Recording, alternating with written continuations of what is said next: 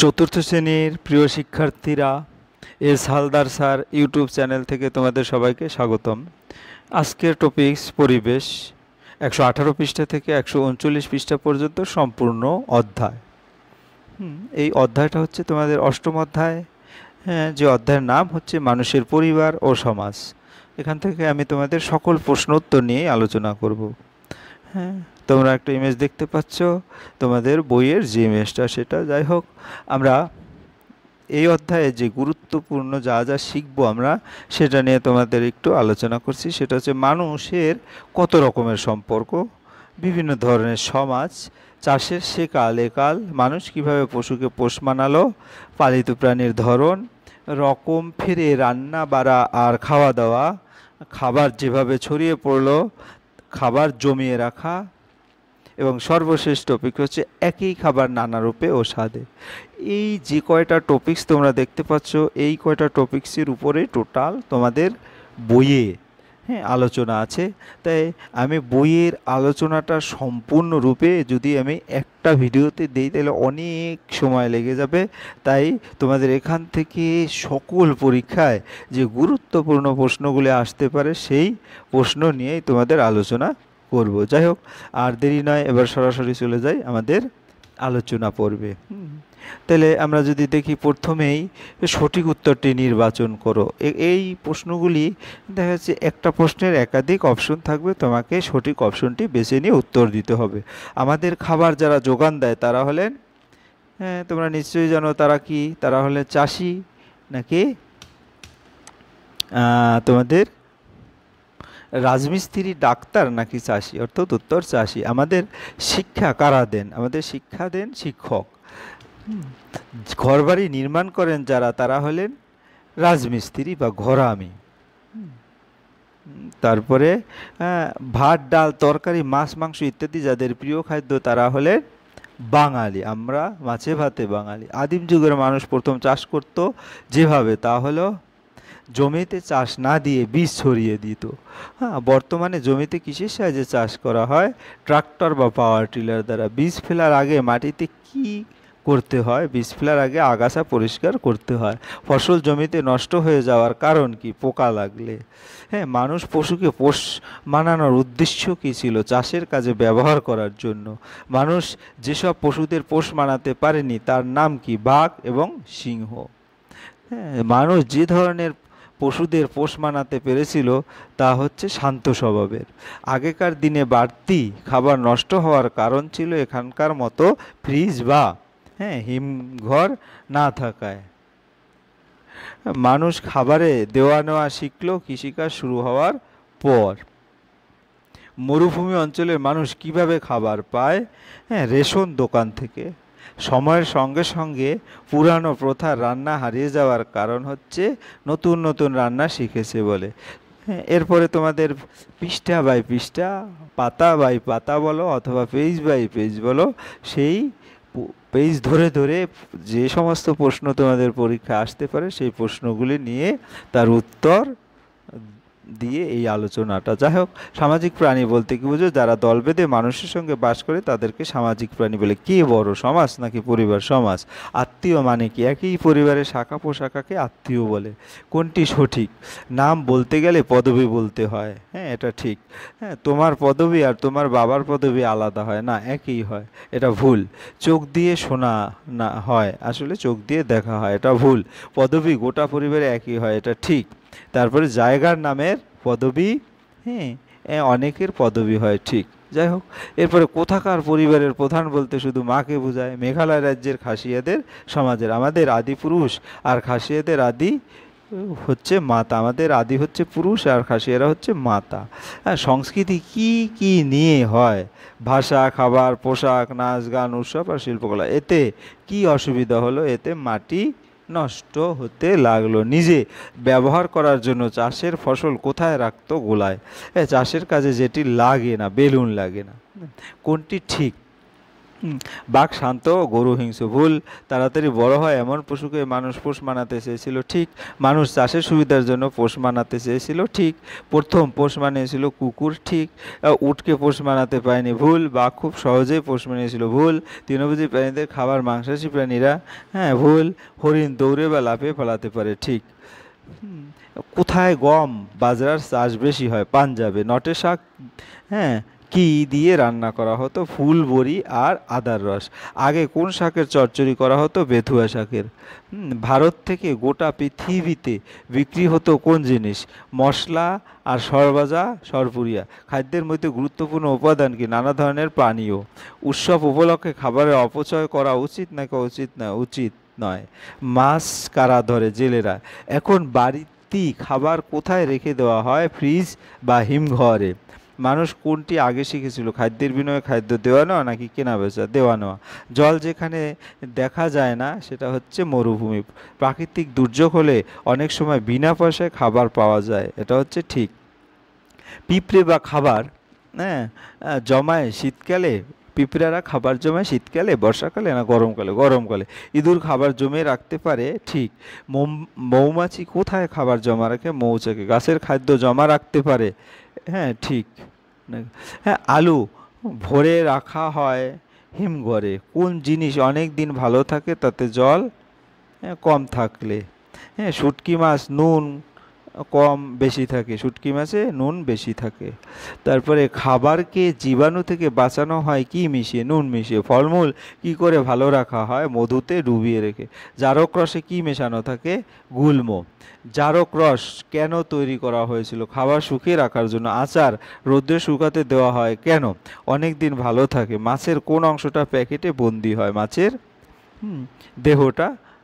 খাবার ভর্তি প্যাকেট বাতাস না ঢুকালে খাবার নষ্ট হয় না ভালো থাকে? ভালো থাকে। তরল খাবার এক বিশেষ ধরনের কাগজের প্যাকেটে বা টিনে রাখা হয় বায়ু শূন্য অবস্থায়। ঠিক না ভুল? ঠিক। প্যাকেট বা বোতল বা ঠিক বন্দি খাবারে নানা পদার্থ মেশানো হয় কেন?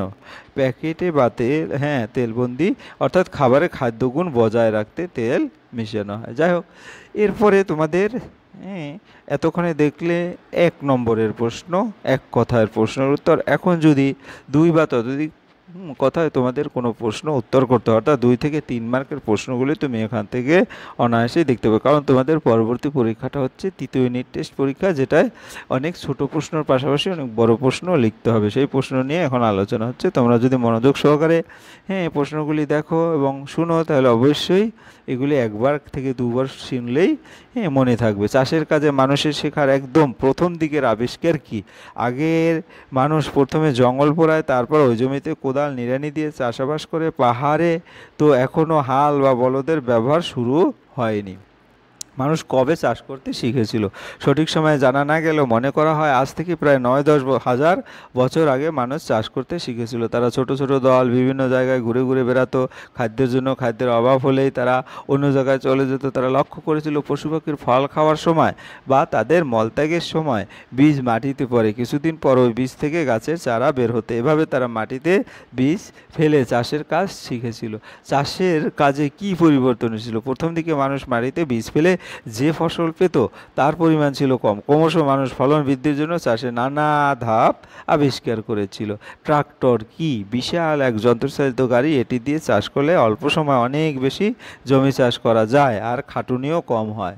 চাষের কাজ, হ্যাঁ, ধাপগুলি কি ছিল? চাষ তো জমিতেই হয়, সেই জমিতে নিড়ানি বা কোদাল দিয়ে জমি কোপানো হতো। তারপর হতো জমিতে লাঙল দেওয়া।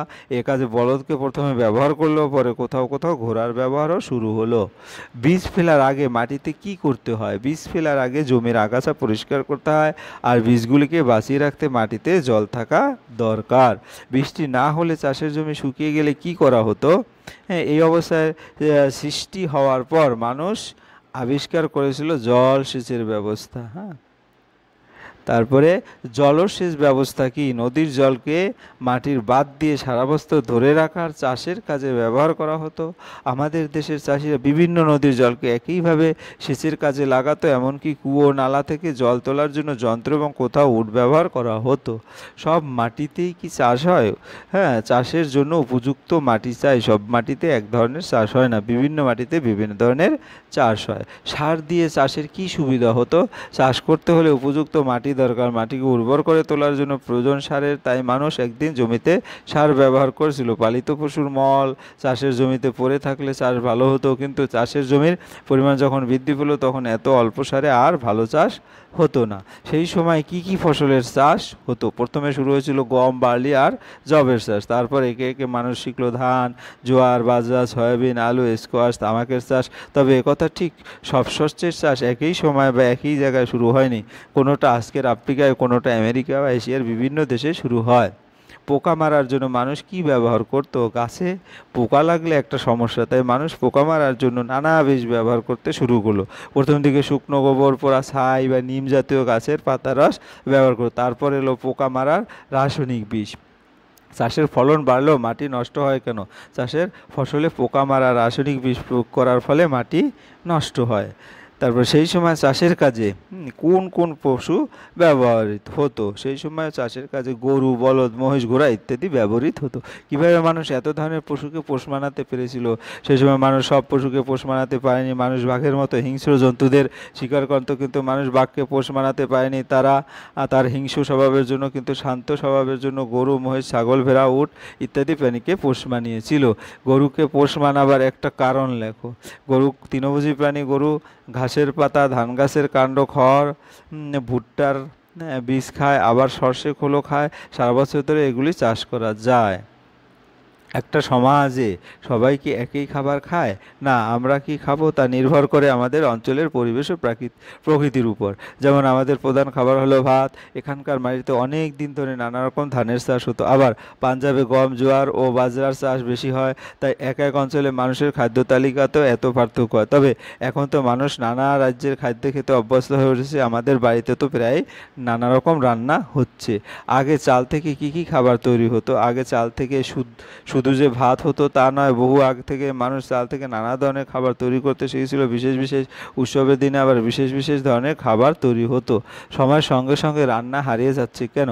আগে ভাতের সঙ্গে কত রকম শাক তরকারি রান্না করা হতো। নিম, শিম, বেগুন দিয়ে শুক্তো, সঙ্গে থাকতো ঠাকুরমার দেওয়া বড়ি, ফুলবড়ি ও আদা রস দিয়ে নটে শাক, বেতুয়া শাকের চচ্চড়ি, উচ্ছে দিয়ে মুগ ডাল, মিষ্টি দিয়ে ছোলার ডাল। এসব এখন হারিয়ে যাচ্ছে। এখন নতুন নতুন রান্না শিখেছে মানুষ মাছের তৈরি বিশেষ রান্নার পছন্দ করছে। কিভাবে? আগে বাড়ির চারিদিকে ছোট বড় অনেক পুকুর ছিল। ছিপ ফেলে বা জাল দিয়ে অনেকে প্রতিদিন মাছ ধরে নিয়ে আসতো বাড়িতে।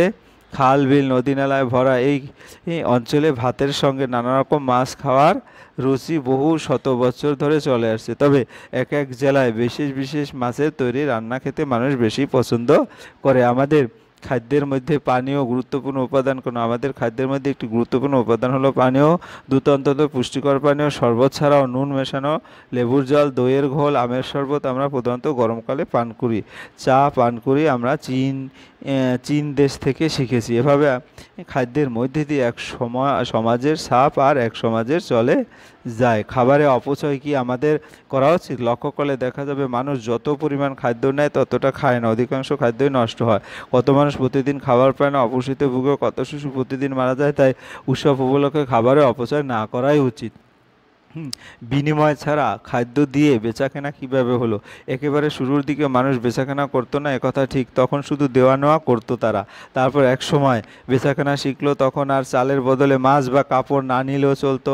বাড়তি চাল বিক্রি করে যে টাকা পাওয়া যেত তা দিয়ে চাষি কাপড় কিনতেন, আবার জেলেও বাড়তি মাছ বিক্রির টাকায় কিনতেন চাল, কাপড়, শাকসবজি ইত্যাদি। এভাবে একসময় খাদ্য নিয়ে বেচাকেনা শুরু হলো। গরিব মানুষেরা কি করে খাবার পায়? গরিব মানুষেরা অর্থাৎ যাদের খাবার কেনার পয়সা নেই, তারা রেশন দোকান থেকে অল্প দামে চাল, গম ইত্যাদি পাবেন।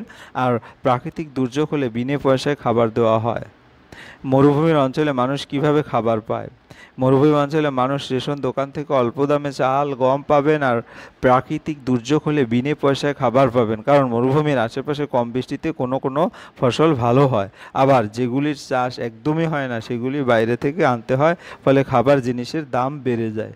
যাই হোক, তোমরা এতক্ষণ আমার এই ভিডিওটি যারা ধৈর্য সহকারে দেখেছো, তোমাদের সবাইকে ধন্যবাদ। হুম, আশা করি এই ভিডিওটি যদি তোমরা ভালোভাবে দেখো এবং শুনতে পারো, তাহলে তোমাদের এই অষ্টম অধ্যায়ের সকল প্রশ্নই টুকটাক আমি সমাধান করে দিছি, এর বাইরে কোনো প্রশ্ন আসার কথা না। হ্যাঁ, তারপরও তোমরা মেইন বই আর একটু ভালো করে পড়বে, মেইন বইয়ের বিকল্প নাই। ভিডিওটি যদি তোমাদের ভালো লাগে তাহলে লাইক কমেন্ট শেয়ার করতে ভুলো না। আর তোমরা যারা এখনও আমার চ্যানেলটিকে সাবস্ক্রাইব করোনি, তারা এক্ষুনি আমার এই চ্যানেলটাকে সাবস্ক্রাইব করে বেল আইকনটি প্রেস করে সাথে থাকো পরবর্তীতে নতুন নতুন সুন্দর সুন্দর ভিডিও পাওয়ার জন্য। হ্যাঁ, সবাইকে ধন্যবাদ।